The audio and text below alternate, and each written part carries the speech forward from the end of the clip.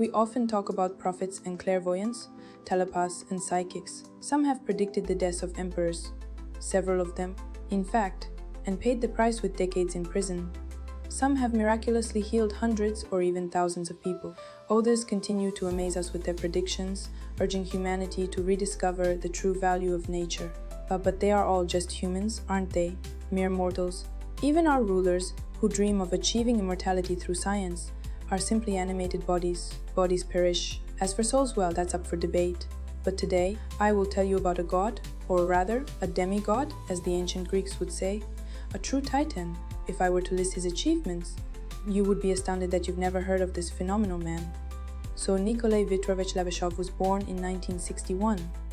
His life's journey appears ordinary and simple at first glance, yet it is full of inexplicable events. Even his surname hints at a noble lineage. Historically, the Levashovs were aristocrats who stood to the left of the prince. By the age of 23-25, without any medical education, he became a healer. He cured stomach ulcers, diagnosed cancer, mastered hypnosis, and studied human nature, all while being a trained physicist. He sought contact with scientific groups researching psychics, including Juna, who discreetly treated Soviet leaders. However, these encounters only convinced him that modern science was incapable of even formulating the right questions about gifted individuals, let alone moving beyond its rigid materialistic beliefs. Thus, Levashov developed his abilities in solitude. Since childhood, he had noticed peculiar gifts granted to him by nature. Now, or he began practicing something new, exploring mental fields or informational levels. He learned to leave his body and travel across the universe. Following the Chernobyl disaster, he claimed to have mitigated its consequences by contacting higher civilizations. According to him, extraterrestrial beings arrived on a spacecraft and extracted the plutonium from under the sarcophagus, removing only what humans themselves could not neutralize. Levashov saw a paradox in modern science's blindness. Scientists couldn't even hear dolphins, let alone communicate with them mentally, treating them merely as fish. He, on the other hand, claimed to communicate with dolphins remotely. Levashov enhanced his brain on his own, although his first power crystals were a gift from an extraterrestrial being. Later, he managed to implant similar crystals into key points of his body, dramatically amplifying his abilities. Intelligence agencies attempted to recruit him and even carried out assassination attempts, first in Russia, then in the US, where he had relocated. But thanks to his level of development, Levashov managed to neutralize even CIA-manufactured poison darts. By then, he had come to understand the universal laws of the universe, and that violating them had dire consequences. Only short-sighted individuals blindly follow orders in exchange for scraps from the master's table. As he ascended the steps of enlightenment, Levashov claimed that in 2007, he responded to a request from the US president and extinguished California's wildfires. Later, he performed another service for humanity, eliminating the terrifying ozone holes. Yes, it all sounds naive and absurd. But he insisted that everything he said was true and was willing to debate his results with skeptics. Or he documented his life and discoveries in several books, providing names of people he had healed. More than that, or he named students whose abilities he had helped develop. If it was all a lie or self-promotion, where were the lawsuits, the refutations? On the contrary, he even ran for a high political office. And with the support of fervent followers, he might well have succeeded. But no, he died in 2012. His followers, however, claimed that he simply left his body and never returned from his latest mental journey through the universe. Of course, you may ask, why should I believe such fairy tales?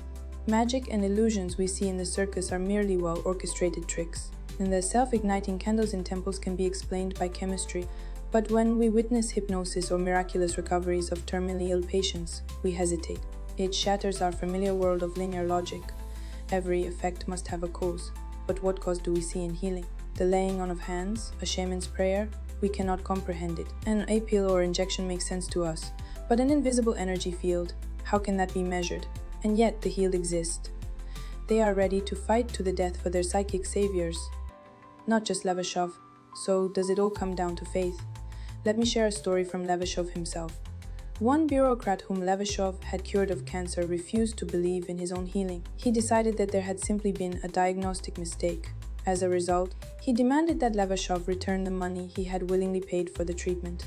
Levashov complied. But within a year that the man was dead, the non-existent illness had returned. Some believe in God, others in nature, some in chaos. The world is full of unexplained phenomena. So let us try to be impartial and simply listen to the story of a titan, or a sickly boy who grew up in a basement, who developed abilities incomprehensible to scientists, and who earned the right to say things many refuse to understand. As a Spartan warrior once said, "Strike, but hear me out." And now a few quotes from his book, The Voice of the Original Source. Listen and decide for yourself whether you can trust this voice or whether it is just another science fiction novel. While traveling in a horse-drawn cart, Nikolai, still a boy, managed to stop the bleeding in a cut that happened on the road. Here is how he described it. But, for reasons unknown to me then, the blood quickly soaked the newspaper wrapped around my wrist several times. I clearly didn't like it. I lost quite a lot of blood. Turned pale and felt that I most likely wouldn't be able to avoid getting into trouble with my mother. And I really didn't want that. Therefore, to stop the bleeding, I pressed my right hand on the wound over the newspaper and began to think about how the blood would finally stop flowing from the wound. After a few minutes, the heavy bleeding stopped. When 30 or 40 minutes later, I found myself at home on the farm. The wound on my wrist had even healed. When my mother and her younger sister, who was also a medical worker, saw me with a bloody hand, or rather with a bloody newspaper wrapped around my hand, they were very scared at first, but when I got rid of the bandage, they were even more surprised. They studied such an insignificant, from my point of view, wound for a long time. And the more they studied, the stronger their surprise became, which was completely incomprehensible to me. And I remained in this ignorance until I began studying anatomy in the 8th grade. And only then did the reason for the almost shocking surprise that gripped my mother and her sister become clear to me. And during my adventure, I accidentally opened, almost like a scalpel, the radial artery of my left hand. In all cases, a tight tourniquet is applied above the cut, though not more than for 2 hours. Otherwise, tissue death will begin. And while the artery is constricted, stitches are applied to the artery. In my case, none of this happened. Without a tourniquet, I should have lost all my blood before the carriage reached the farm. Next, a few words about the development of the abilities of a hypnotist and a healer. We were all young and overly curious. Everyone was fascinated by strange theories and tried to get stars from the sky. So Nikolai, already a physics student, read a brochure about the connection between palm lines and a person's destiny. At that time, cooperatives arose in the USSR and newspapermen got out of control, so they published all sorts of nonsense, in pursuit of sensations and circulation and profit. After reading the thin book, Nikolai Levashov tried to check whether there was a connection between the lines of the hand and a person's destiny. And here is the first oddity: he soon became a celebrity in his circle, since he was able to accurately unravel the details of his classmates' past. The brochure was immediately borrowed and copied by his neighbors, but for some reason they did not experience any fairy tale fortune-telling.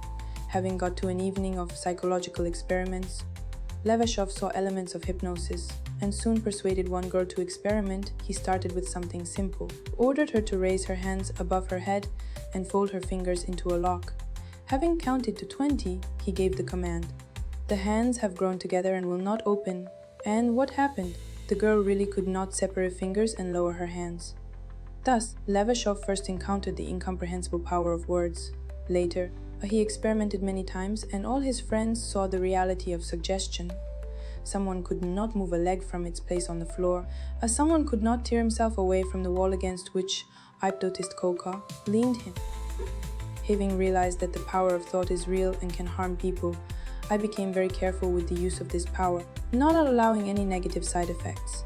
But it turned out that my first experience turned out to be, unexpectedly for me, incredibly successful and inspired me to new feats. Almost everyone agreed. Everyone was interested in participating in something unusual.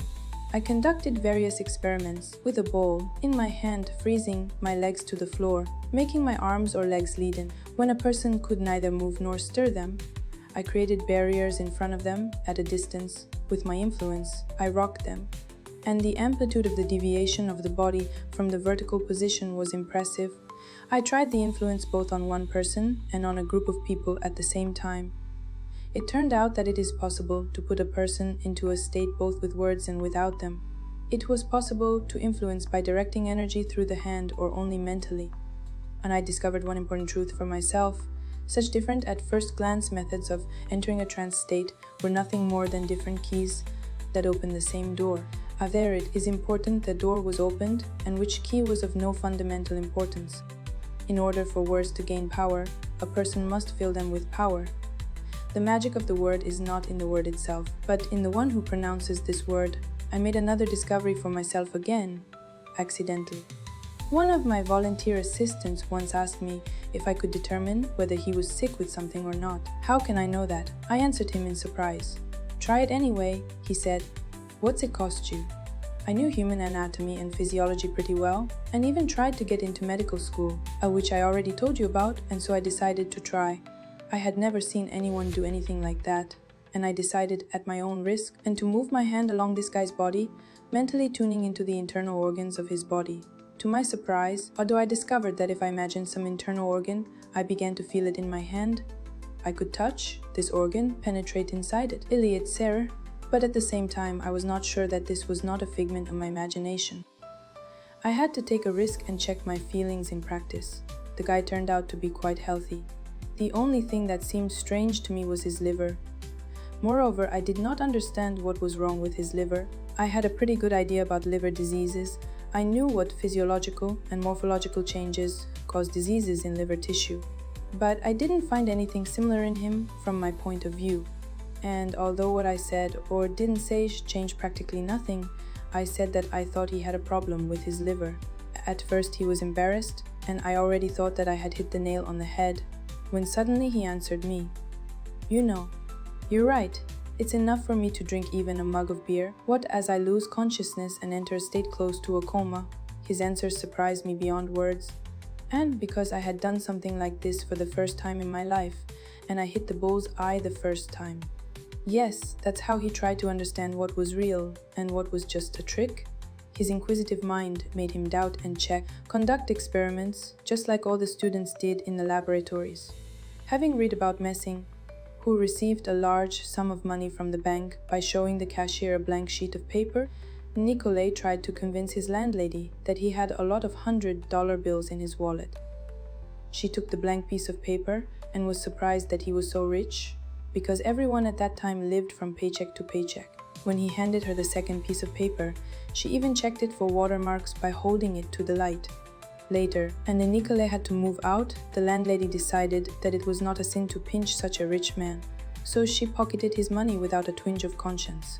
Having learned from other people keen on metaphysics and mysticism about the possibility of traveling during sleep, leaving the body, Nicolay immediately began to master these methods. In short, he moved along invisible paths, mastering what official science at that time did not accept even as a hypothesis.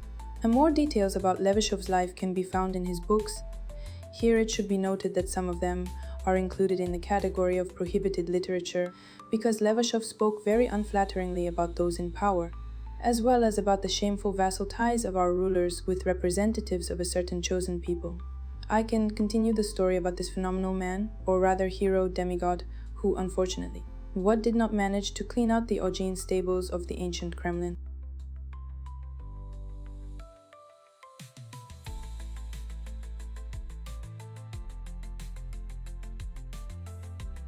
Discover phenomenal individuals and incredible yet real events on this channel.